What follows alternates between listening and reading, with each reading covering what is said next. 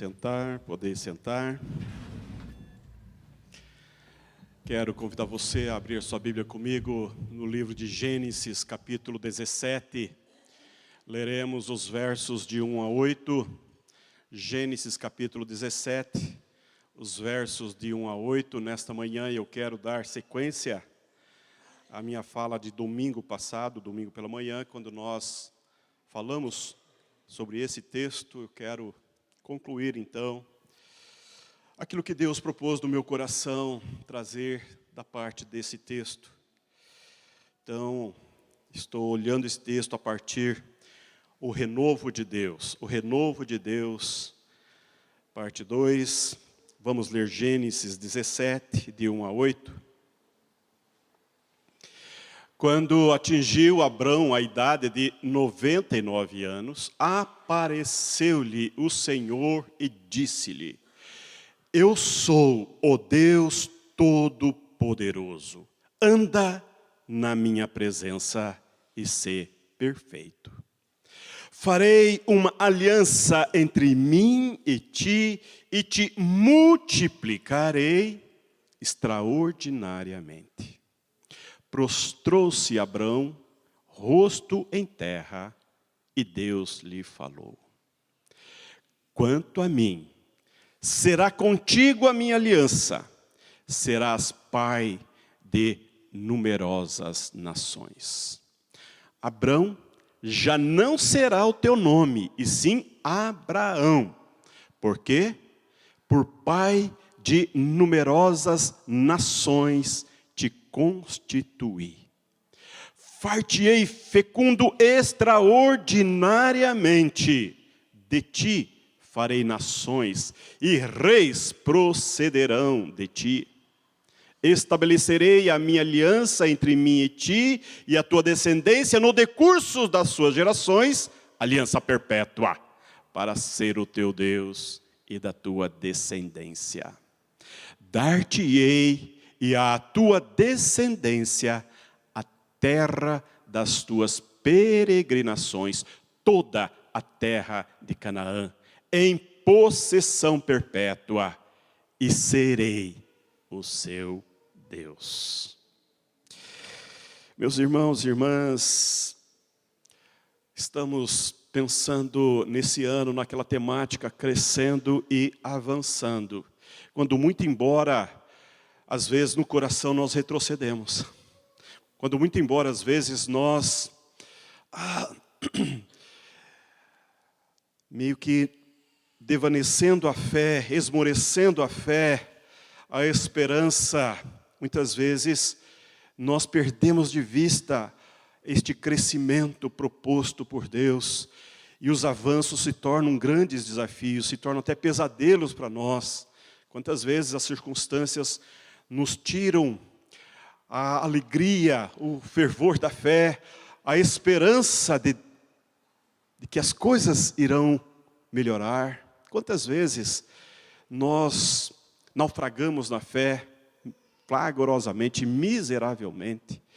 Tantas vezes, todas aquelas possibilidades que estavam tão claras para nós, de repente entram aquelas noites escuras, tenebrosas, em que a alma é arrebatada para aquelas coisas horrorosas que às vezes o inferno conspiram contra a nossa fé. E então nós nos sentimos tão pequenos, tão diminutos, a nossa fé é um fiapo. E às vezes a incredulidade se torna gigante na nossa fé. É o que aconteceu com Abrão.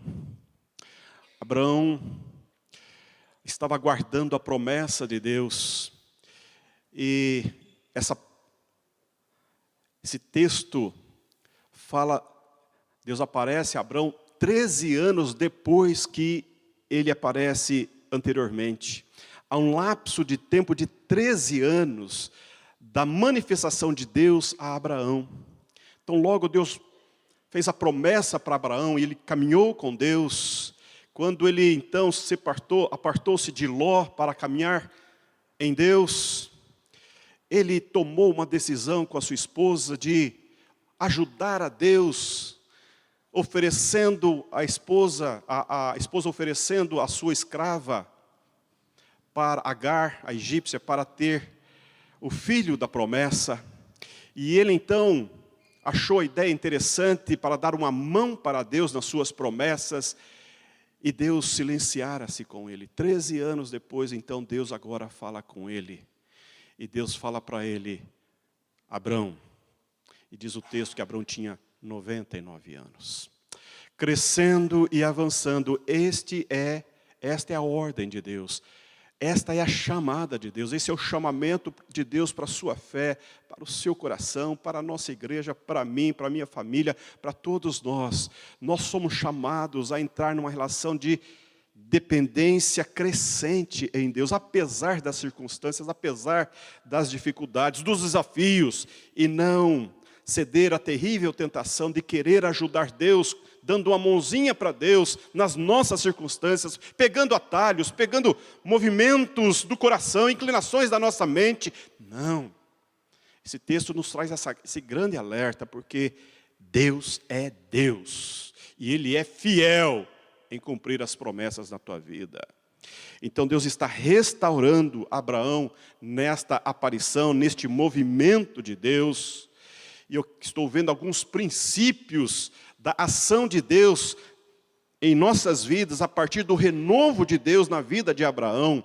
E nós falamos já na semana passada, que Deus não considera a idade cronológica. A Bíblia diz que Abraão estava com 99 anos.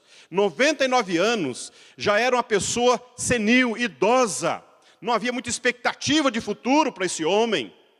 E Deus então, apesar da sua idade, apesar das suas inconsistências, da sua idade já com as cãs brancas, ou talvez já calvo, meio que curvado pelo peso da idade, Deus falou, é agora, Abraão, é agora. É na sua fragilidade, é na sua idade avançada, é agora que nós vamos dar sequência aos nossos avanços e processos históricos. E quem se revela a Ele, Deus vai dizer, Deus se revela a Ele como com todo o seu poder e majestade. E Deus vai dizer a Ele, eu sou o El Shaddai, o Deus Todo-Poderoso. Eu estou agindo, movendo a história com as minhas mãos poderosas. Esse chamamento de Deus para renovar a fé, o coração de Abraão, ele faz essa manifestação, é uma teofania da presença de Deus, e Deus vem com toda a sua majestade, com a sua glória, revelando o seu poder na fraqueza humana. Ô meu irmão, eu quero dizer para você nessa manhã que nós cremos num Deus poderoso, capaz de realizar tudo o que está planejado, pensado desde a eternidade. Não depende de nós, não depende das circunstâncias, não depende se eu posso ou não posso, se eu quero. Não depende, depende da ação de Deus na nossa vida. Porque Deus é Deus Todo-Poderoso. E também nós vimos que Ele chama-nos a participar deste renovo. E Deus vai dizer para Abraão, anda na minha presença e ser perfeito. Deus comunica-se com um homem frágil, inconsistente, idoso, senil, revelando a sua glória, o seu poder, a sua força, e convoca ele a andar na presença de Deus. E andando na presença de Deus, que ele seja perfeito, que ele seja íntegro. Essa consciência existencial que nós devemos sempre considerar. Nós temos a consciência de que estamos sempre na presença de Deus. Quando estamos dormindo, quando estamos acordados, quando estamos trabalhando, quando estamos fazendo todas as tarefas, as atividades, as ações diárias, estamos na presença de Deus. Deus conosco está em todas e quaisquer circunstâncias e situações da vida. Deus é Deus presente. Deus é o Deus, como diz o Salmo 139. Que tem a onipotência, a onipresença, onisciência. Deus sabe tudo, Deus conhece tudo, Deus está em todas as coisas, em todos os lugares. E esta consciência, desenvolver essa atitude mental de que Deus está comigo. Quando eu estou no trânsito, enfrentando aquela terrível dificuldade de seguir, quando eu tenho que ficar parado, quando eu quero avançar, Deus ali conosco está. Quando estamos na beira no hospital, próximo a fazer uma cirurgia, e nós não sabemos exatamente como vai ser a cirurgia, Deus conosco está. Esta presença é constante, é direta, é o tempo todo o tempo. Essa consciência, Deus está dizendo para Abraão: Abraão, tenha consciência da minha presença na tua vida. E seja idôneo, e seja reto, e seja íntegro, não seja faltante, não seja um ser estranho, esquisito. Integridade, pureza, santidade, desejo de estar inteiro, total, pleno, na vida diante de Deus. Esta coragem é a resposta que Deus imputa àqueles que caminham com Ele. Enfrente as circunstâncias na minha presença. Lide com as suas dores na minha presença. Lide com as suas idiosincrasias na minha presença. Anda comigo e mude a sua vida. Tome conta das suas debilidades, das suas fraquezas, a partir da fé, a partir da minha presença na tua vida. É isso que Deus está falando para Abraão. E agora, a resposta humana. Nessa manhã eu quero falar para vocês sobre isso. Qual é a resposta que Deus exige quando Ele quer renovar a vida de Abraão? Quando Deus se revela a ele, na fraqueza dele, revela Todo-Poderoso e dá essa ordem para ele, qual é a atitude de Abraão? Versículo 3. Prostrou-se Abraão, rosto em terra. Que coisa maravilhosa. Não há outra atitude, meu irmão, não há outra atitude, minha irmã. Quando Deus está tocando a nossa vida, movendo as circunstâncias que nos envolvem, Ele quer fazer algo na nossa vida. A única atitude, a única resposta é prostração. Prostração. Prostrou-se com o rosto em terra. Essa atitude de prostração é ajoelhar-se, encurvar-se até que a testa atinja o chão. É uma expressão, é uma atitude de rendição. É uma atitude de prostração, de prostrar-se, de ter consciência da sua miserabilidade diante de quem está na sua frente, com quem ele está se relacionando. Esta inclinação de reverência, mas sobretudo de temor. Temor na presença de Deus, temor porque está diante do Todo-Poderoso, temor porque está diante do Eu Sou, temor porque sabe da sua insignificância, porque sabe das suas fragilidades, sabe que não pode permanecer muito tempo na presença de Deus, sabe que se Deus não fizer algo, ele morre queimado pela santa presença de Deus. Se Deus não tocar, se Deus não falar, se Deus não mover, nós não existimos.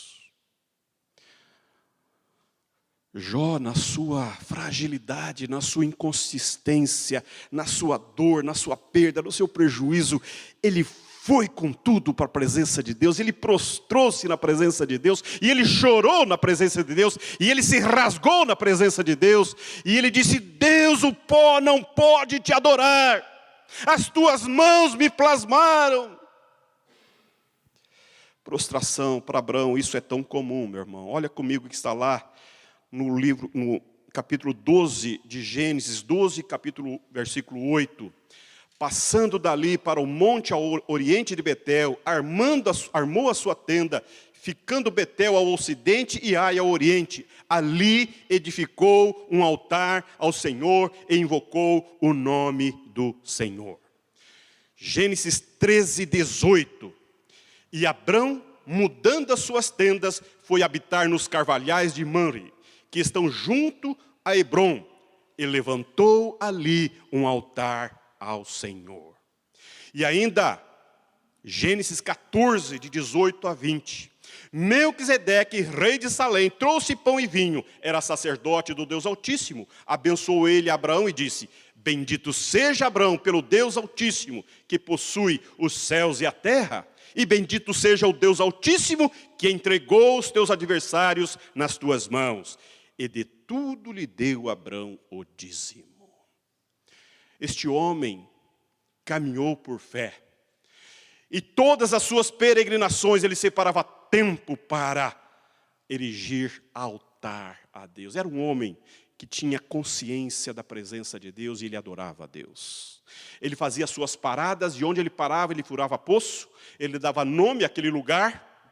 E ao lado do poço ele fazia um altar e toda a sua família adorava a Deus com ele. Era um homem que sabia em quem confiava. Embora não sabia para onde ia, ele sabia quem o conduzia. Esta é a identidade de quem quer, de fato, dar respostas para Deus. É prostrar-se, é buscar a Deus, é colocar-se humildemente diante de Deus. Meu irmão, quando foi a última vez que você ouviu a voz de Deus, que você sentiu a presença de Deus, que você percebeu que Deus está falando ao seu coração?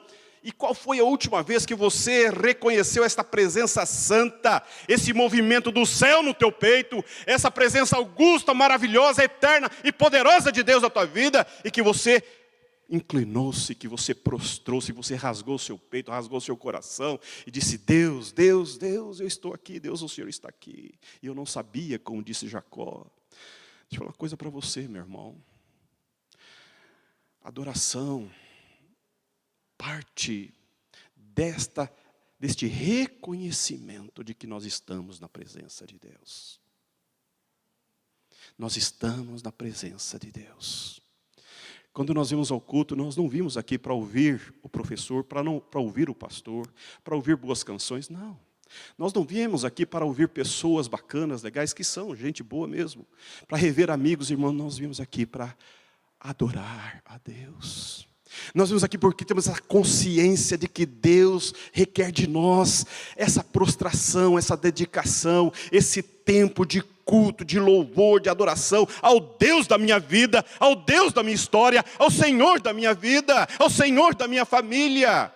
É próprio do povo de Deus separar tempo na agenda familiar, na agenda pessoal, na agenda da cultura para adorar, para prostrar, para render, para reconhecer os grandes e poderosos feitos de Deus. Abraão fazia isso com muita tranquilidade. E quando ele se deu conta da sua necessidade, da sua precariedade diante do Todo-Poderoso, a atitude dele foi prostração. Prostração. Jesus contou uma parábola de 2 homens que foram ao templo orar. Foram ao templo orar e um orava de si para si mesmo. Como diz nossa irmã Maria ali na quarta-feira, ele não pediu nada, né, irmã? Não pediu nada. Era um homem que estava bem resolvido, tinha tudo. Ele era autossuficiente. Ele tinha apenas necessidade de relatar para Deus quão bom ele era. Eu te dou graças, porque eu sou muito bom. Eu faço isso, eu faço aquilo. Deus, mas eu sou a pessoa, eu sou o cara, como diria o presidente americano. Eu sou o cara. O outro, lá no fundo, esmurrando o próprio peito, ele diz: tem misericórdia de mim, pecador. Essa atitude, meu irmão, esse senso de reconhecimento de que nós carecemos da presença, do movimento do céu na nossa vida, no nosso coração. Jesus vai dizer para a mulher samaritana: Deus é Espírito. E importa que os seus adoradores o adorem em espírito e em verdade. São estes que o Pai procura para serem seus adoradores. Adorar a Deus não é uma atitude religiosa, um movimento social. Não, é uma atividade que brota do peito, que reconhece que não dá, sem Deus não dá. Não dá, sem Deus não dá. Como disse Moisés: Senhor, se a tua presença não for conosco, não nos faça sair deste lugar. Esse senso de dependência plena de Deus, Abraão entendeu isso. E aí, meu irmão, um outro aspecto fundamental do renovo de Deus na tua vida, na minha vida, quando eu olho para esse texto, é a bênção de Deus renovada sobre nós e as promessas ampliadas. Veja o que vai ter no versículos de 4 a 7. quanto a mim, será contigo a minha aliança. Serás pai de numerosas nações. Abrão já não será o teu nome, e sim Abraão, porque por pai de numerosas nações te constituí. Far-te-ei fecundo, extraordinariamente de ti farei nações, e reis procederão de ti. Estabelecerei a minha aliança entre mim e ti e a tua descendência no decurso das suas gerações, aliança perpétua para ser o teu Deus e da tua descendência. Que coisa extraordinária. Quando esse homem se prostra, Deus fala. Quando ele se quebra, quando ele se derrama, quando ele se joga, quando ele se põe a boca no pó, quando ele se humilha diante de Deus, então, diz o texto, e Deus lhe disse. E o que Deus lhe disse? Deus assumiu um compromisso. Deus está dizendo, Abrão, da minha parte, no que me compete, na nossa aliança, com respeito ao que eu vou fazer na tua vida, você não faz ideia.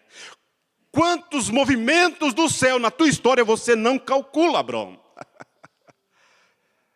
Ô, meu irmão, quais são as suas expectativas com Deus? Quais são os seus anseios para com Deus? A Bíblia diz que os pensamentos de Deus são mais altos que os nossos pensamentos. E a grande tragédia que eu vejo é que há crentes que não têm nenhuma expectativa com Deus. Há crente que vive uma vida podre, perdão da palavra, medíocre, tacanha, sem expressão de vida. Vive caindo pelas tabelas, vive pendurado na oração da mãe, na oração da igreja, na oração do pai, na oração da irmã mais poderosa da igreja. O 6 ora por mim. Conhece a expressão 6 ora por mim? Irmão, 6 ora por mim? 6 ora. A SAF tem uma lista enorme de pessoas, 6 ora por mim. Mas ela não vem aqui na quarta-feira, colocar a mão na sua própria cabeça e orar por ela mesmo. Não vem. A fé é tão frágil, é tão inconsistente, é tanta inanição espiritual, isso dá uma revolta no meu coração, porque, meu irmão, há coisas extraordinárias de Deus para o teu coração, meu irmão. Deus é rico, Deus é extraordinariamente rico, Deus é o dono da prata e do ouro, Deus é o Deus de Josué, que diz, anda, venha, ser forte e corajoso, eu estarei contigo. Diz para Moisés, joga a vara, Moisés. O que você tem na mão, Moisés? Põe a vara. E o mar se abriu para esse homem que estava tentando ajudar Deus. Deus dizia, eu não preciso da tua ajuda, Abraão. Eu não preciso da tua ajuda. Às vezes, com todo respeito às mães, às vezes a fala da mãe não ajuda a nada a Deus. Não ajuda. É tanta exigência, é tanta cobrança, é tanta fala. O adolescente está cansado de fala, ele quer ver vida. Ele quer ver atitude. Ele quer ver o movimento de Deus no peito da mãe, no coração da mãe. Ele quer ver fé no silêncio das palavras e na atitude graúda do pai e da mãe. Palavras não ajudam. Estamos cheios de gente falando o tempo todo. Eles querem ver vida de Deus na vida dos pais. Vida coerente. Vida santa. Vida com sentido de vida. Porque é isso que nós devemos oferecer para os nossos filhos. Não exigências, não cobranças descabidas. Processos religiosos. Nós não precisamos ajudar Deus na vida dos nossos filhos. E é muito bom em fazer a obra dele na vida deles, porque está fazendo na tua. Agora, se ele não faz na tua, meu irmão, acha mesmo que você, exigindo seu filho, alguma coisa vai sair dessa fala? Precisamos ter discernimento.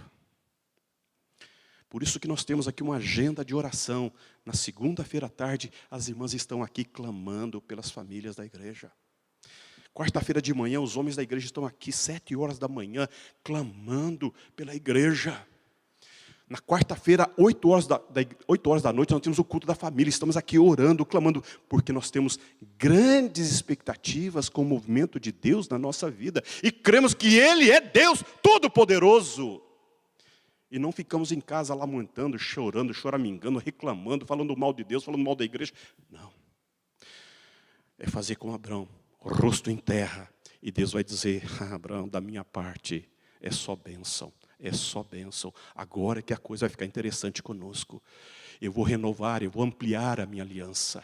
Eu vou ampliar a minha aliança. Aquela aliança que eu disse para você que você terá, a sua descendência será tão numerosa como as estrelas do mar e a areia da terra. Oh, Abraão, olha o que eu vou fazer, Abraão. Olha o que eu vou fazer. Quanto a mim, a minha aliança será contigo, será paz de numerosas nações. E como foi? Os ismaelitas surgiram dele, os israelitas surgiram dele, os moabitas surgiram dele, e as gerações que surgiram com a segunda esposa dele, que escrevi o nome aqui, né, pastor, para não esquecer. Eu esqueci. Quetura, não é? Teve outros filhos e gerou outras nações. Esse homem gerou diversas nações pela palavra de Deus. Ele foi pai de muitos reis. O rei dos reis surgiu de Abraão. Deus enviou seu filho na geração de Abraão, o rei dos reis. E Jesus vai dizer aos que se achavam filhos de Abraão: dessas pedras poderia suscitar filhos a Abraão, porque além dos filhos naturais, eu e você somos filhos espirituais de Abraão. Esse é o Deus de Abraão. Quando nós pensamos em família, Deus fala: família é mais do que família de sangue. Eu tenho uma família numerosa. Você é irmão de tanta gente na face da terra. Amplie o seu olhar para a sua família. Olhe as pessoas ao seu redor. São todos seus irmãos. São todos irmãos, irmãos da fé. Somos todos filhos de Abraão. Porque Deus é Deus. Não há um filho de Deus que não possa lembrar-se de Abraão, porque Deus é todo poderoso. Eu quero concluir a minha fala lendo Gênesis 18, 14. Gênesis 18, 14, a palavra de Deus ao coração incrédulo de Sarai. Há, porventura, alguma coisa demasiadamente difícil para o Senhor? Acaso para o Senhor a coisa demasiadamente difícil? Você quer responder para você isto? Você quer responder nessa manhã para o seu coração? Você quer responder para a sua esposa, para o seu esposo, para o seu filho, para a sua filha? Qual é o tamanho do teu Deus? Qual é o poder do Deus que você crê, que você busca? Quais são as expectativas? Quais são os sonhos, os projetos, o futuro que você tem colocado diante de Deus? Nessa manhã eu quero convidar você, meu irmão, a considerar esse movimento, essa inclinação santa de Deus, esse olhar amoroso, glorioso, cheio de amor para você. E pense, como que você chegou até aqui? Foi por sua própria conta? Foram seus recursos próprios que trouxe você nesta manhã aqui? Você sabe que não. Porque a mão de Deus, a graça de Deus, o poder de Deus está atuando na tua vida, na tua história. Você é a obra-prima de Deus, você é a obra singular de Deus. Deus fez você único, única, exclusivo, exclusiva para a glória dEle. Abraão estava embotando a sua fé no peito. É como se Deus dissesse: Abraão, um filhinho só, Abraão? Você conseguiu me dar um? Só um. Essa é a sua expectativa comigo, Abraão? Um filho, Abraão. Ainda desse jeito, vida torta, do jeito torto, Abraão. Acha mesmo que eu preciso de uma escrava para gerar filho de você, Abraão? Acha mesmo que eu preciso que você se envolva? Tem um cântico maravilhoso que nós cantamos: é meu, somente meu, todo trabalho, e o seu É isso que Deus está falando para você nessa manhã. Descansa no Senhor. Deus conhece os anseios do seu coração. Deus sabe o choro que você tem naquelas noites terríveis, quando você chora na presença. Deus sabe. Deus não está escondido de você, Deus não está longe de você, Deus não está tapando os ouvidos. Não, Deus te conhece. Descansa no Senhor e espera nele. Descansa. Ô meu irmão, quantas vezes nós fazemos como Moisés, pega a vara e dá uma cacetada na rocha, não é? E fala, eu sou o cara. Deus, é assim que eu resolvo as coisas, Deus. O Senhor está demorando. Não, Deus, é assim que eu resolvo. Eu dou pancada. E o povo? E Deus não dá a média 7. Ou é 0 ou é 10. Às vezes nós queremos impressionar as pessoas com as nossas lindas orações. Às vezes queremos impressionar as pessoas com a nossa autoridade. E recebemos um 0 de Deus. Foi o que Abraão fez. Acha mesmo, Abraão, que eu preciso de um filho torto seu? Eu vou te dar uma numerosa nação. Nesta manhã, Deus está dizendo a você, espera.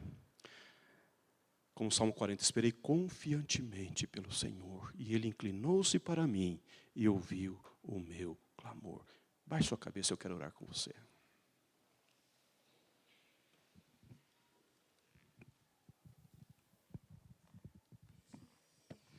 Eu não sei como você entrou aqui, mas eu sei como você pode sair daqui. Deus, nessa manhã, a Tua palavra alcançou o meu coração, a minha mente. Eu quero dizer-te, Deus, nessa manhã, eu sou o Teu, totalmente seu. Quero ver para a glória do Teu nome. Eu oro pelos meus irmãos e irmãs que comigo celebram o Teu nome nessa manhã. Oh Deus, dá-nos o santo encorajamento de permanecermos na Tua presença. Dá-nos, ó Deus, o santo encorajamento de confrontarmos as nossas dificuldades, as nossas debilidades diante de Ti. Dá-nos, ó Deus, o santo encorajamento de prostração ativa na Tua presença, de descanso da nossa alma, de refrigério do nosso coração, de alívio do nosso peito na Tua presença. E aguardarmos, esperarmos, porque o Senhor é Deus. Acolha o coração dos pais aflitos nessa manhã, Senhor. Acolha, Pai, ó Deus, o coração ansioso das irmãs nessa manhã. Porque o Senhor é Deus. Que aprendamos a viver, ó Deus, na consciência da Tua presença. E que tenhamos, ó Deus, em mente que Tu és todo-poderoso. Em nome de Jesus. Amém.